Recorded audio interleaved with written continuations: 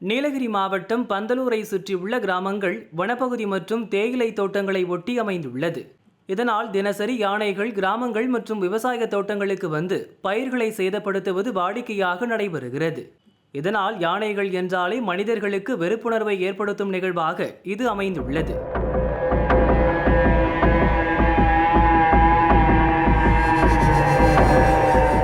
இந்நிலையில் கடந்த சில நாட்களுக்கு முன்னர் பந்தலூர் அருகே கொளப்பள்ளி குறிஞ்சி நகர் பகுதிக்கு வந்த 6 யானைகள் கொண்ட கூட்டம் விவசாய தோட்டங்களில் விளைபொருட்களை சேதப்படுத்தியது. அப்போது அதிகாலை 2:30 மணியளவில் தரைதளத்தோடு ஒட்டியிருந்த கிணற்றில் குட்டி யானை ஒன்று 30 அடி ஆழ கிணற்றில் விழுந்து விட்டது. இதனை பார்த்த சக யானைகள் சத்தத்தில் ஊரையே கதிகலங்க வைத்தது. தகவல் அறிந்த வனத்துறையினர் வந்து யானைகளை அங்கிருந்து துரத்தி கிணற்றின் அருகே போய் எட்டி பார்த்தபோது அதனுள் குட்டி யானை தத்தளித்து கொண்டிருந்தது தெரிய வந்தது. இதனை பார்த்த தாய் யானை வனத்துறையினரை தாக்குவதற்காக ஓடி வந்தபோது வனத்துறையினர் உயிர் தப்பிப்பதற்காக கிணற்றை ஒட்டியுள்ள வீட்டின் மொட்டை மாடியில் ஏறி தஞ்சமடைந்தனர். எனினும் யானை விடவில்லை.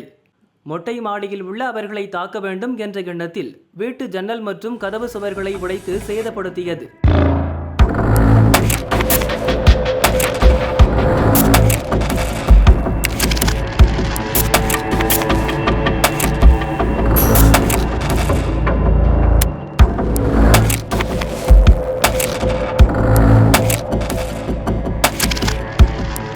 இங்கே கொளப்பள்ளி பகுதியில் வந்து நேற்று வந்து ஒரு குட்டி யானை வந்து ஒரு 30 அடி ஆழம் கொண்ட கிணத்துல வந்து விழுந்திருக்கு.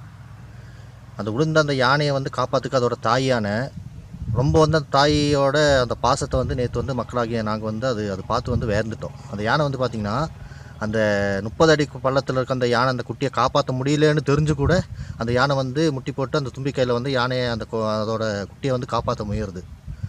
அது முடிச்சுட்டு வந்து பார்த்திங்கன்னா அந்த ஜேசிபி எடுத்துகிட்டு வந்து அந்த யானையை வந்து காப்பாற்றுறதுக்கு வந்து அதிகாரிக்கு வந்து இது பண்ணும்போது அந்த ஜேசிபி வந்து முட்டி அந்த யானை வந்து மயக்கம் போட்டு கீழே விழுகுது. அதெல்லாம் நாங்கள் பார்க்கும்போது வந்து பார்த்திங்கன்னா ஒரு தாய் யானைக்கு வந்து எந்த அளவுக்கு வந்து அந்த குட்டி யானை மேலே அந்த பாசம் இருக்குங்கிறது வந்து நாங்கள் வந்து உணர்ந்துட்டோம். எங்களுக்கு அது இதாக இருந்துச்சு. அதே சமயம் வந்து அந்த யானையை வந்து யாரும் காப்பாற்ற முன் வரலங்கிறதுனால வந்து அந்த பக்கத்தில் வந்து ஒரு வீடு, அந்த வீட்டில் வந்து 3 பேர், அது மண் வந்து பச்சை செங்கலால் கட்டப்பட்ட வீடு. அந்த வீடு வந்து இடிக்கிறதுக்கும் அந்த கூரை இது பண்ணுறதுக்கும் அதோட ஜன்னல் கண்ணாடி வந்து இது பண்ணுறதுக்கு வந்து யானை வந்து இது பண்ணுறாங்க. அந்த குட்டியை காப்பாற்றுறதுக்கு அந்த பதட்டத்தில் அந்த வீட்டுக்குள்ளே வந்து 3 பேர் இருந்தாங்க. அதுவும் வந்து நாங்கள் பார்க்கும்போது வந்து எங்களுக்கே வந்து ரொம்ப பயமாக இருந்துச்சு, ஒரு பதட்டமாக இருந்துச்சு. 6 யானை, அதில் ஒரு குட்டி வந்து எங்கள் வீட்டுக்கு மேலே உள்ளவங்க கிணத்துல இருந்துச்சு. அதுலேருந்து அதோட அம்மா யானை வந்து ரொம்ப சவுண்டு போட ஆரம்பிச்சிருச்சு. காலையில் ஒரு 6:05 மணிக்கு வந்து எங்கள் வீடை இடிச்சிருச்சு. மேலே அந்த அண்ணாவோட வீட்டில் கண்ணாடி எல்லாத்தையும் உடச்சிருச்சு. அப்புறம் ஒரு 7:15 வந்து ஃபாரஸ்ட்லாம் வந்து எங்களை மேலே கூட்டிட்டாங்க. நானும் அப்பா அண்ணா 3 பேர் மட்டும் தான் உள்ளே இருந்தோம். ரொம்ப பயமாக இருந்துச்சு. ஆனால் கரெக்டாக ஃபாரஸ்ட் வந்து எங்களை சேஃபாக கூட்டிகிட்டு போயிட்டாங்க. நைட்டு ஒரு 6 ஆனை வந்துருச்சு.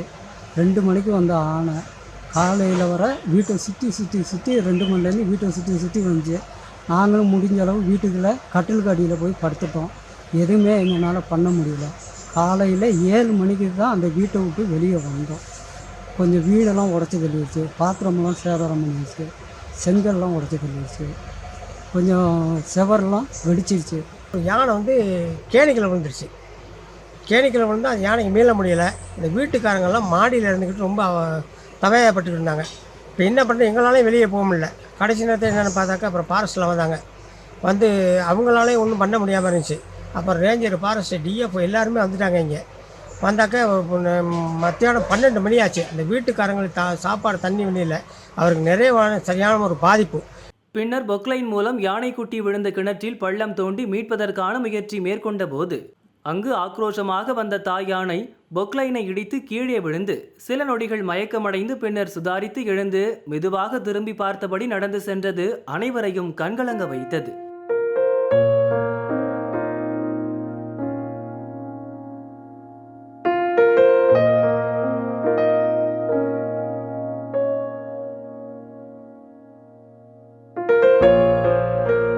இது இப்படியென்றால் பள்ளம் தோண்டி 10 மணி நேர போராட்டத்திற்கு பின்னர் குட்டி யானையை வெளியே மீட்ட நிலையில் குட்டி யானை தாய் யானை சென்ற வழித்தடத்தில் நுகர்வு சக்தி மூலம் தாய் யானையை தேடி ஓடி சென்றது மேலும் பார்வையாளர்களை மனம் நிகழச் செய்தது.